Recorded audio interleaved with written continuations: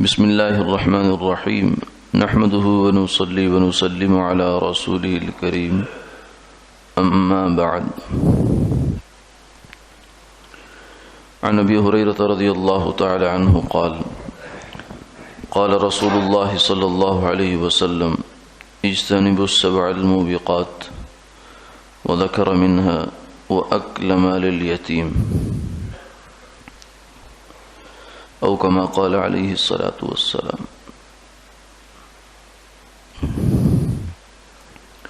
حضرت ابو ہریرہ رضی اللہ تعالی عنہ فرماتے ہیں کہ رسول اللہ صلی اللہ علیہ وسلم نے یہ ارشاد فرمایا کہ 7 ہلاک کرنے والی چیزوں سے بچو، جن میں سے ایک چیز یتیم کا مال کھانا ہے۔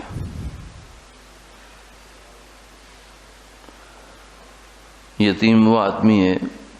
کہ جس کے سر سے باپ کا سایہ اٹھ جائے، بچپن میں بالغ ہونے سے پہلے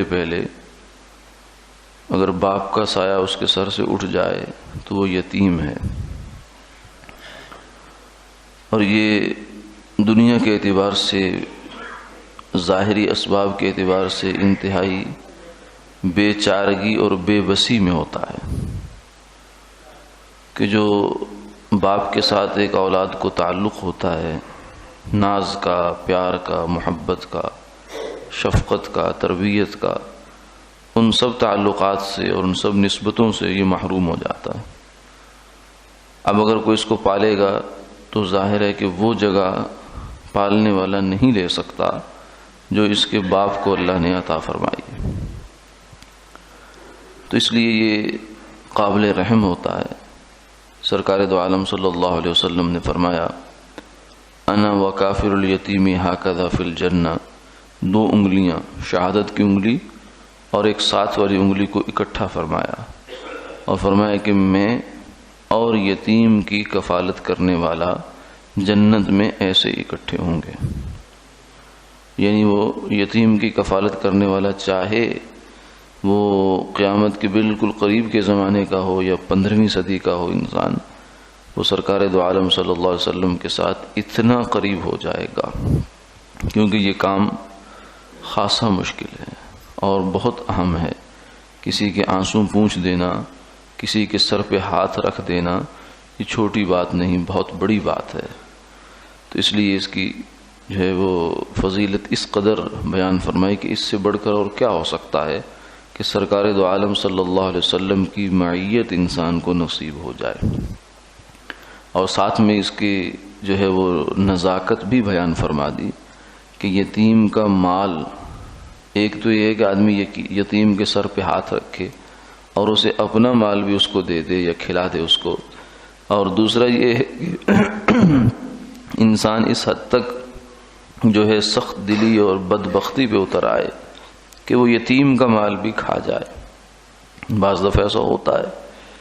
کہ کوئی آدمی فوت ہو گیا، اس کی جائیداد ہے، یتیم بچے ہیں، تو اس کے رشتہ دار ہی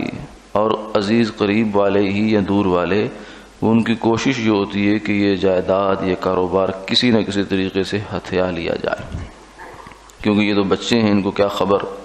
لیکن انہیں یہ خبر نہیں ہے کہ یہ جو ہم کرنے جا رہے ہیں اس کا ہماری قبر پر، ہماری حشر نشر پر کیا اثر پڑنے جا رہا ہے۔ کیونکہ فرمایا ان الذین یأکلون اموال الیتامی ظلما انما یأکلون فی بطونہم نارا، جو لوگ یتیموں کا مال ظلم کے طور پر کھاتے ہیں وہ اپنے پیٹوں میں انگارے بھر رہے ہیں۔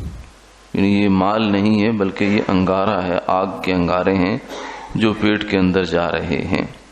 اگر کسی انسان کے پیٹ میں تھوڑی سی کوئی ایسی ویسی چیز کھا لے جو اس کے لیے مروڑ کا اور درد کا باعث بن جائے تو آدمی کو دن میں تارے نظر آ جاتے ہیں، تو اگر پیٹ میں انگارہ چلا جائے آگ کا تو وہ کتنی شدید تکلیف دے گا انسان کو۔ تو یہ فرمایا کہ یتیم کا مال اس کو آگ کا انگارہ سمجھو۔ جب یہ آیات نازل ہوئی تو صحابہ کرام رضوان اللہ تعالی علیہ مجمعین کے پاس یتیم ان کی کفالت میں تھے، کیونکہ جنگیں ہوتی تھیں تو صحابہ شہید بھی ہوا کرتے تھے، بچے یتیم بھی ہو جایا کرتے تھے، تو انہوں نے یتیم کا سالن تک بھی علیحدہ کر دیا، اس کی ہانڈی علیحدہ پکتی تھی، اس کا سارا نظام علیحدہ کر دیا، کہیں ایسا نہ ہو کہ ہم بھول میں بھی ہم یتیم کے مال میں سے ایک لقمہ بھی کھا لیں تو اس کے لیے ہمیں سزا نہ بھگتنی پڑ جائے۔ تو پھر اس کی وجہ سے دشواری بھی پیش آئی کہ وہ یتیم بعض دفعہ نہیں کھاتا تھا، اپنا سالن نہیں کھاتا تو دوسرا کھا لیتا تو وہ بچا رہتا تھا۔ تو اب صحابہ پریشان ہو کے آپ کی خدمت میں حاضر ہوئے تو آپ نے فرمایا کوئی بات نہیں، آپ ان کا کھانا پینا اکٹھے بھی کر سکتے ہیں، وَإِن تُخَالِطُوهُمْ فَإِخْوَانُكُمْ وَاللَّهُ يَعْلَمُ الْمُفْسِدَ مِنَ الْمُصْلِحِ، لیکن جس کی نیت اچھی ہے یا بری ہے یہ اللہ جانتے ہیں، یہ معاملہ اس کا اللہ کے ساتھ ہے کہ وہ یتیم کے مال کو اپنے ساتھ ملانے کا مقصد آسانی ہے یا یتیم کا مال کھانا ہے، یہ دو نیتیں جو ہیں یہ اللہ بہتر جانتے ہیں، اس لیے یہ بہت نازک معاملہ ہے، بہت بڑی فضیلت کا باعث بھی ہے، اور بہت اگر تو انسان اپنا کھلا کر اس کی کفالت کرے تو یہ بہت بڑی فضیلت ہے، اور اگر اس کا مال کھائے تو یہ بہت بڑا عذاب اور مصیبت بھی ہے۔ اللہ تعالیٰ سمجھ عطا فرما دے، آمین آمین۔